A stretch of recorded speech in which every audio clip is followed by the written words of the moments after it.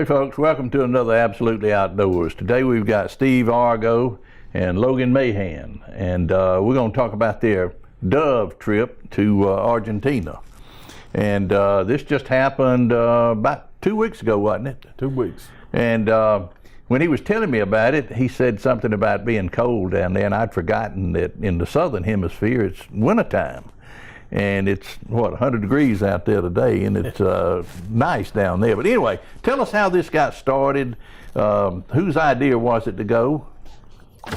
Tell us a little bit about that. Yeah, back in 2006, I believe it was, I made a trip down there with Charles Webb and his family, and really liked it really good. And I was showing Albert and Logan the pictures from down there, and they said, man, they'd like to do that. And so we started planning our trip from there, and which this trip was much better than our last trip was. We stayed in a lot better lodge, and had more amenities right there around us than we didn't have to travel so far every time we went to a bird field. Well, when you say traveling, you left Atlanta, is that right? Yes. And where did you fly to? Went from Atlanta to Houston, Texas, and from Houston to Panama City in Panama, and then from Panama to Cordoba, Argentina. And then from Cordoba, we rode picked us up and took us out to the hacienda there in a van. How long was the flight from Atlanta, the start till you got there with the car trip? 19 hours. 19 hours. That's a lot of riding. How long was the car trip? We rode about 40 minutes from the airport to the lodge. And this was like 3 o'clock in the morning. And when we got there, our host was waiting on us, and she had hors d'oeuvres and things for us to eat, for us to snack on before we had to turn in. That was really good. I don't think I'd have been hungry at 3 o'clock in the morning. Yeah. Were you hungry, Logan? Yes, sir. Yes, sir. Was it good? Yes, sir. Yeah, he eat any time. You can eat any time. Yes, sir. All right, go ahead. I didn't mean to interrupt you. But they were really good. I mean, our host was very accommodating, and we was with H&H Outfitters, and their lodge we was at was La Portente. The Portente, so I can't hardly say the name of that thing, but it was very, very good. Every day we would go, they would take us to the field, pick us up about lunchtime, bring us back, take us back in the afternoon. We'd have a little short nap if we wanted to, and then go back to shooting for that afternoon. And then about dark, they'd pick us up and bring us back, have a super nice supper. For I call it supper. A lot of people call it dinner, but it's supper. It was a formal type setting. Every time they would sit at the table, it'd be a formal. Have about 6, 8 forks and all that kind of stuff. Yeah. It was really. You neat. know what to do with all those forks? No, I don't know what to do. Albert tried to tell me, but I said the first one I get is the one I use. That's right. That's right. Well, I was impressed with this. With how many birds y'all actually shot. We're gonna get into that in just a minute. Let's take a short break and we'll be right back. We've got some pictures to show you, and this is unreal, the number of birds they kill, but we'll be right back.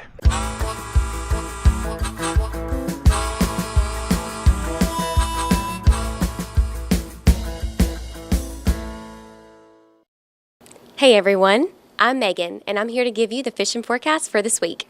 We're going to Harris Scruggs and Panama City. Hey Megan, Captain Harris here in Panama City, Florida with Team Aquatic Charters. Triggerfish and amberjack are now in season.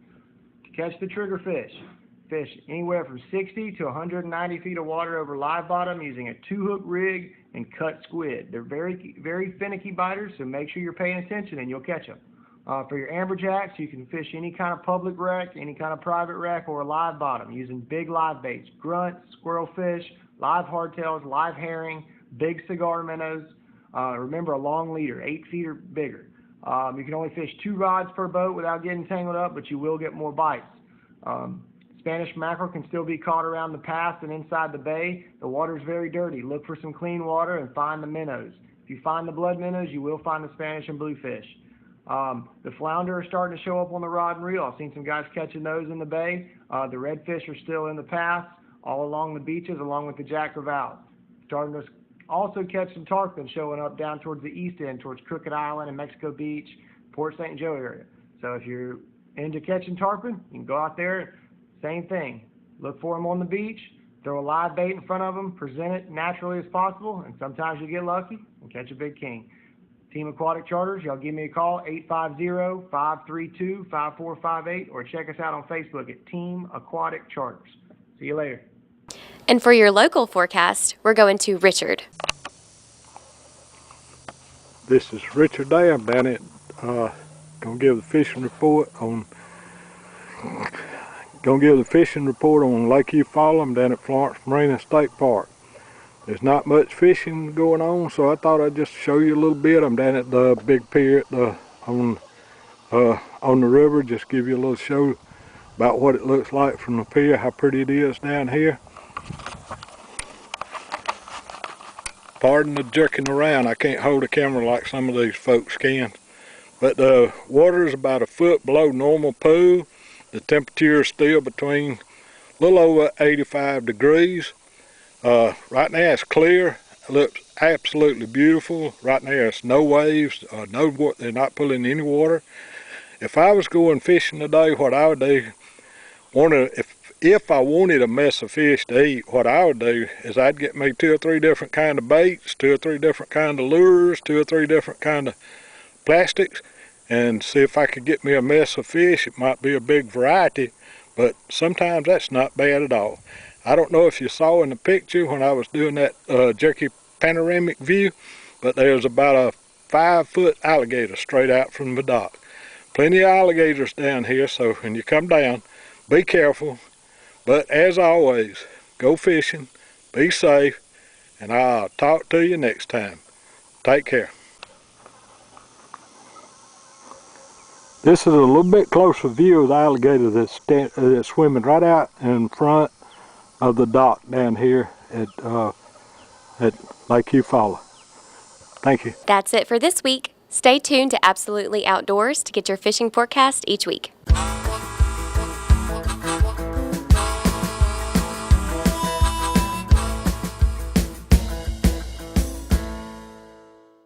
Hey folks, welcome back.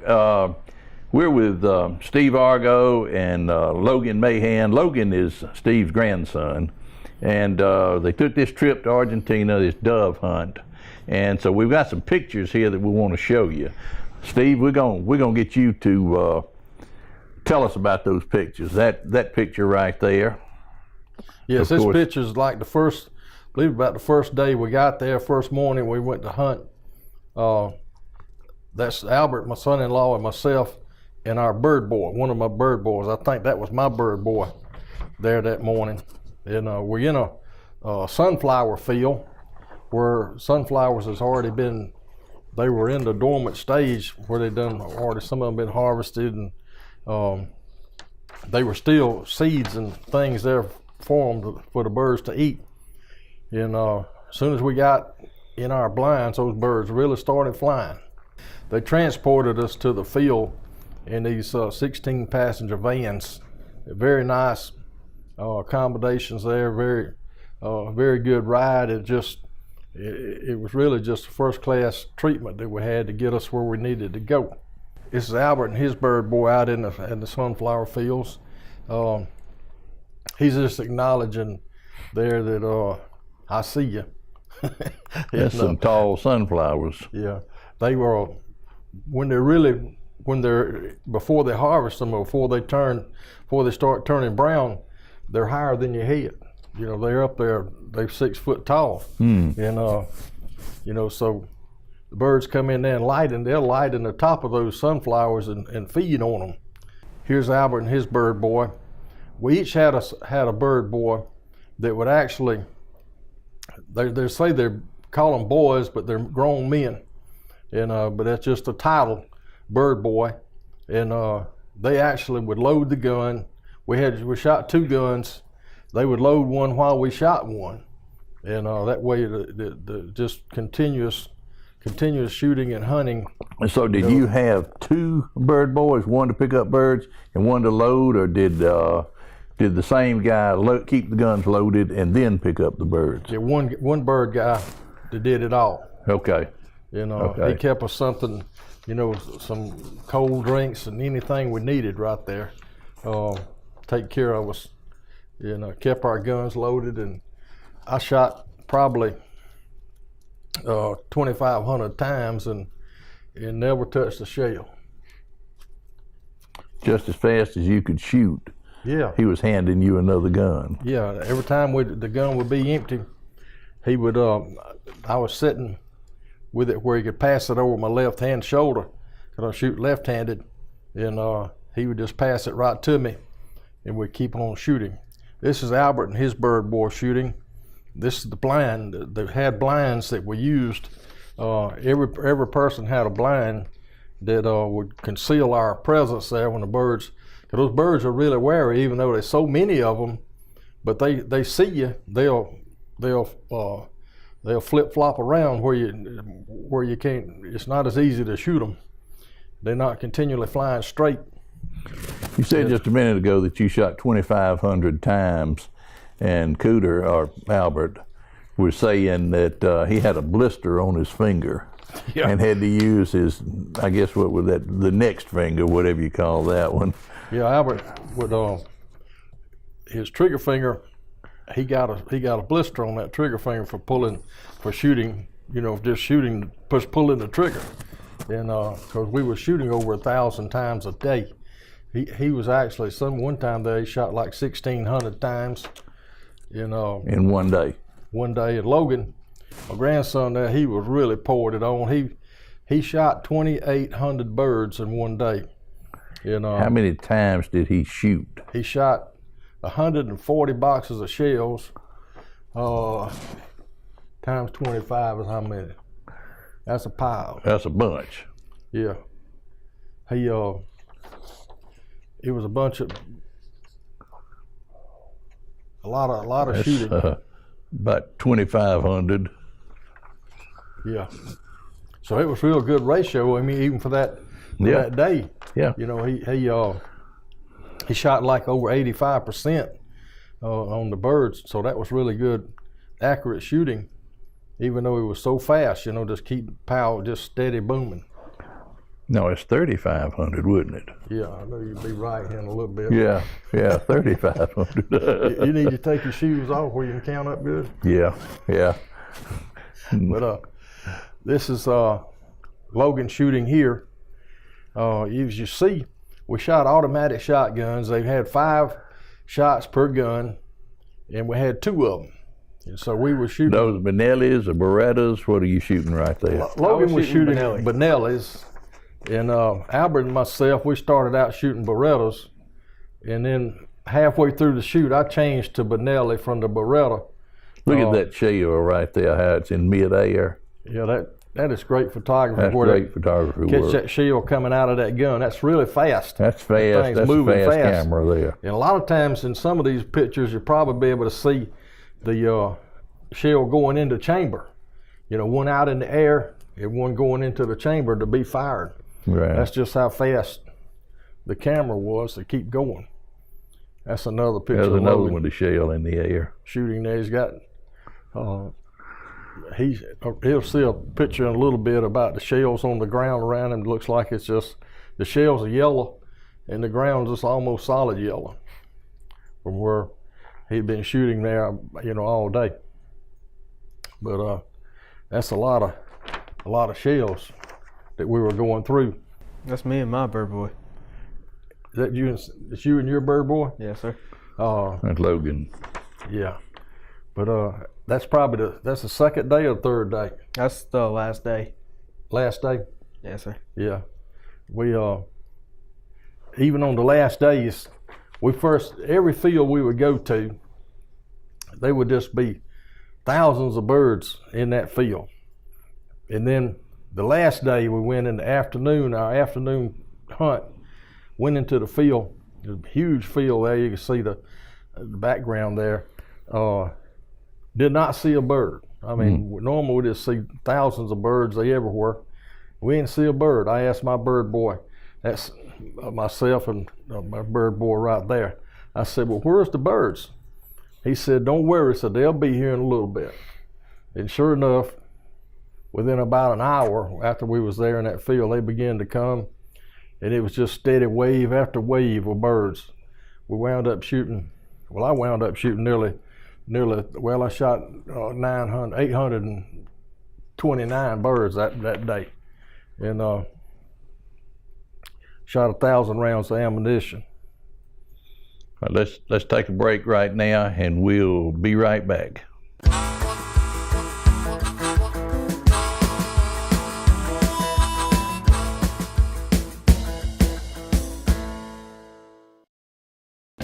Hey folks, I'm Bear O'Brien, and over the last 40 years I've been able to share my mornings with you on radio, and I've also been able to share my inspirational message every morning. It's a chance for me to share my faith with you. Now we're bringing it to TV thanks to CTV Beam. You can catch us every Monday through Friday morning at 6 a.m. and 8 a.m., the inspiration of the morning. I'm so glad to share it with you. So please be watching every Monday through Friday at 6 a.m. and 8 a.m. I love you. God bless you.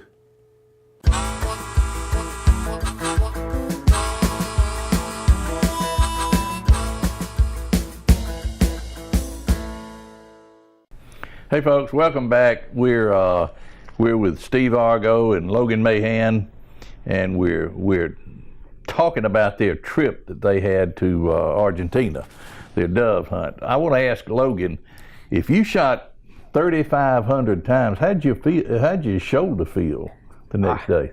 It was rough. I couldn't really feel my shoulder. It felt like sandpaper, and in some places it was just bleeding. Bleeding. My shoulder was actually bleeding. Yeah. I imagine so. 3,500 shots in one day. That's a lot of shooting. Yes, sir. That's a lot of shooting. And you were shooting a 20 gauge, right? Yes, sir. Okay, if you'd been shooting a 12 gauge, they would have had to send an ambulance for you. Probably. I still tried my best to shoot my shoulder off. Yeah. Well, how did the second day feel? The second day, my shoulder was already numb, so I didn't really feel any effect of it. Second day was 2,000 birds. The second day, 2,000 birds confirmed, killed. You killed 2,000 birds the second day. Yes, sir. Good gracious, that's a lot of birds. That's a lot of birds. Let's get back this picture, Argo. Tell us about this one. Yeah, this is a picture we had when we was taking a break there with myself and Albert and Logan. As we're just sitting there in the field, at the edge of the field, after we're taking a little break there, and just to make memories right there, those pictures. Absolutely, this memories that you remember for the rest of your life. Oh yeah. I want to get into this sheet that we've got here. Steve, you're gonna have to read it, or Logan, you're gonna have to read it. I don't really understand that. Go over this sheet that we've got right here. Yeah, that's a good picture right there. Yeah, I like that one. That's myself and my bird. And your bird boy telling you how to shoot. Yeah, he's showing me how to shoot. He's showing you how to kill them. Yeah, he said left, right, left. He's showing me where they're at. Okay. Telling me, they help watch for birds while you're shooting too, while you try to shoot. And he's got that other gun loaded, ready for me. Soon as I see it in his hand. Empty. Do they speak pretty good English? Don't speak much at all. I mean, Albert's guide spoke. His bird boy spoke real good English. His name was Santiago. He spoke real good English. My guy's name was Mariano, and he just spoke very little English. Main thing he would say was good and nice when I would make a good shot. Yeah. He'd say nice. And left and right. Left, right. Left, right. But he said it in the Spanish, so it was a different. Oh yeah. Different left, right than what I used to. I just had to look, see what he was talking about. Okay. But or either out front, either one. But it wasn't ever no dull moment. We were steady shooting. Well, tell us about this sheet here. They make a tabulation sheet that they keep up with everybody shooting during the day. The bird boys, they have a clicker on their belt that they keep up with the count of the birds that you shoot during the day. And then they count up the rounds of ammunition that you shoot by the boxes, the empty boxes that they have there when you're through shooting, and tabulate those. And they make a tabulation sheet that have the amount of boxes of shells you shot, the amount of birds you shot for the morning, and for the PM shoot. They divide it up into two different amounts. First in the morning and in the afternoon. And like for the first day, for instance, I shot 26 boxes of shells in the morning and 518 birds. Then in the afternoon, I shot 25 boxes of shells and 511 birds. And Logan, the whole time he was doing it, he shot 73 boxes of shells in the morning, and that's why his shoulder was so bad. 38 birds. Yeah, and 1338 in one day. He shot 67 boxes of shells with 1,506 birds. Add those together, that's a lot of birds. That's a lot of birds. A lot of shooting. And Albert, he was like 1,600 that day. Well, Logan wanted me to be sure and go over to this right column, far right. Yes, and sir. Tell about that. Yeah, the far right tabulation for the total for the trip was I had 200. Total boxes was 126 boxes of shells, 2,533 birds, shot 80%, 80.41%. Albert had 149 boxes of shells, 3,368 birds, 90.42%.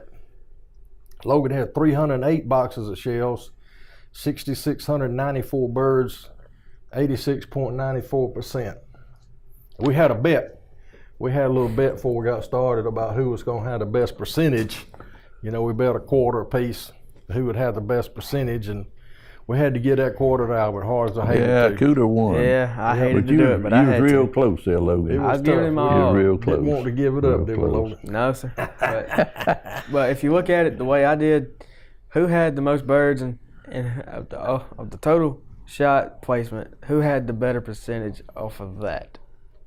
Well, that wouldn't be fair, though. You got know. to see everybody got a different spot. It's the amount of shells you shoot for the amount of birds you got. I know, but just saying. Yeah. 12,000 birds. That's a lot of birds. 12,595 total birds that were shot in 3 days. Good gracious. That's quite an adventure. 583 boxes of shells.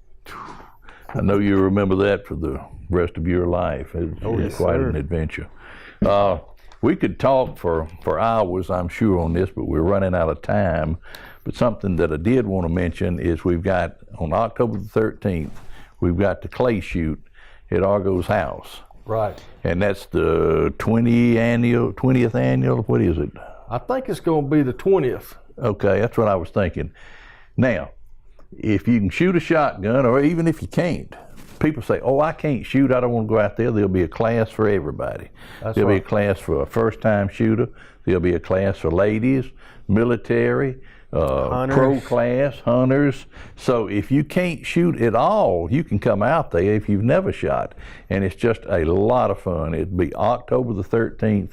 And I'm going to mention it again on a couple of shows because we want to be sure and you get out there and be with us on the 13th. Now we're shooting sporting clays and it's just a lot of fun. Something else I wanted to remember, a lot of people tell me, say, you know, how do I get this? I want to see this show. You can get it on YouTube. Go to Absolutely Outdoors and or go to CTV Beam and you can get it on YouTube. And this, you know, tell your neighbors about this one because it's really a good show. I really appreciate Logan coming today and Argo and Cooter over there. He's our director. We got to get a shot with him in it. We got to get a shot with you in it. Come on. Anyway, that's him shooting right there. That's him shooting right there. Yeah. The funny story. We all call him Cooter, and he called the house one day and he talked to Patty. And Petty said, the nicest guy called and said, said he knows everybody. And, said his name's Albert. I said, I don't know anybody named Albert. And then it hit me. I said, oh, you're talking about Cooter. We've called him Cooter so much until I'd forgotten that his name was Albert. I thought it was Cooter Mahan. But anyway, for CTV Beam, appreciate you watching. We'll see you next week. Thank you.